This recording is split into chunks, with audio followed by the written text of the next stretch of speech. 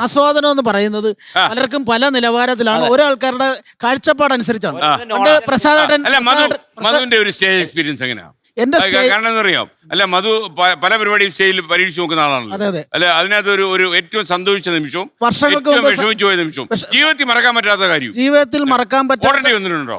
ബാക്കിലൂടെ ഇറങ്ങി ഓടേണ്ടി വന്നിട്ടുണ്ടോ? ഒരിക്കലും ഉണ്ടായിട്ടില്ല. കാരണം അത് സാറേ ഇത് ജീവിത മാർഗമാണെന്ന് കലാകാരന്മാരായി ഞങ്ങൾക്ക് അറിയാം. പറഞ്ഞോളൂ, ഞാൻ ഓടിയിട്ടുണ്ടല്ലോ. അങ്ങനെ പറഞ്ഞിട്ടില്ല സാറേ. ഞങ്ങൾ ഇത്രയും പേരെല്ലാവരും ജീവിക്കാൻ വേണ്ടി ചെയ്യുന്ന കലയാണ്. അത് വളരെ എന്താ പറയുന്നത്, ഭയഭക്തി ബഹുമാനത്തോടുകൂടിയാണ് ഞങ്ങൾ പ്രത്യേകിച്ച് ഞാനും ഞങ്ങൾ ഈ കലാകാരന്മാരെല്ലാം മിമിക്രിയെ സമയത്ത് 150 വേദികളെ ഒരുമിച്ച് പങ്കെടുത്തിട്ടുണ്ട്. പുന്നപ്രഭതു ഞാനൊക്കെ ഇതുവരെ ഒരു സ്ഥലത്ത് പോലും ഒരു സ്ഥലത്തും ഉണ്ടായിട്ടില്ല. അത് നിങ്ങളുടെ മഹാഭാഗ്യം.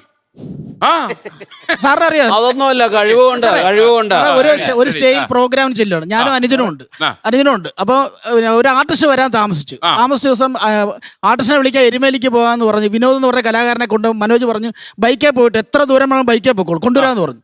ഞങ്ങൾ സ്റ്റേജിൽ പ്രോഗ്രാം തുടങ്ങണം. കമ്മിറ്റിക്കാർ പറഞ്ഞു പരിപാടി തുടങ്ങുന്ന ഭയങ്കര ബഹളം. കുറെ കാര്യം പറഞ്ഞിട്ടില്ല മനോജ്. ആ ഒരു ആർട്ടിസ്റ്റ്, പ്രത്യേകിച്ച് മിമിക്സ് ഗാനങ്ങളാണ് സ്ട്രിങ്സ് ചെയ്യുന്ന ആർട്ടിസ്റ്റ് വിനോദ്, 1 മണിക്കൂർ ലേറ്റായി. വീണ്ടും പ്രശ്നമായി കഴിഞ്ഞാൽ ഞാൻ റോഡിൽ പോയി നിൽക്കുകയാണ്. മനോജ് വരുന്ന നോക്കി. അപ്പോൾ ബൈക്കേൽ കത്തിച്ച് വരികയാണ്. വരുമ്പോൾ കാണുന്ന കാഴ്ച ഈ 2 കലാകാരന്മാരുടെയും തലയിൽ തോർത്ത് ചുറ്റിയിട്ടുണ്ട്. ചോര ശരിക്കും ഇങ്ങനെ ഒലിച്ചുകൊണ്ടിരിക്കുകയാണ്. വരുന്ന വഴിക്ക് ബൈക്ക് എവിടെ ഒരു സ്കിഡ് ചെയ്ത് താഴത്ത് വീണ് തലയടിച്ച് വീണു. അവിടെ ഒരു ഹോസ്പിറ്റലിൽ അഡ്മിറ്റ് ചെയ്തപ്പം അവർ പഞ്ഞിയൊക്കെ വെച്ച് എന്താ ഫസ്റ്റ് എയ്ഡ് ഒക്കെ ചെയ്ത് കൊടുത്തു.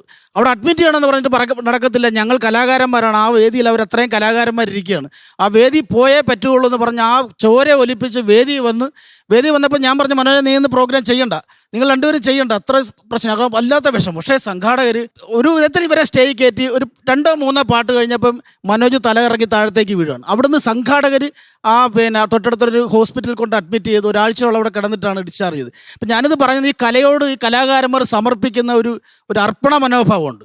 ആ അർപ്പണ മനോഭാവത്തിൽ തന്നെയാണ് ഈ കലാകാരന്മാർ പോകുന്നത്. അല്ലാതെ ഒരിക്കലും ഒരു അശ്ലീലം പറയണമെന്നോ മനഃപൂർവ്വം ഒരു ഓഡിയൻസിനെ എന്താ പറയുക ഇറിറ്റേറ്റ് ചെയ്യുന്ന ഒരു പരിപാടി അവതരിപ്പിക്കണമെന്ന് ഈ കലാകാരന്മാർ 1% പോലും ആഗ്രഹിക്കത്തില്ല.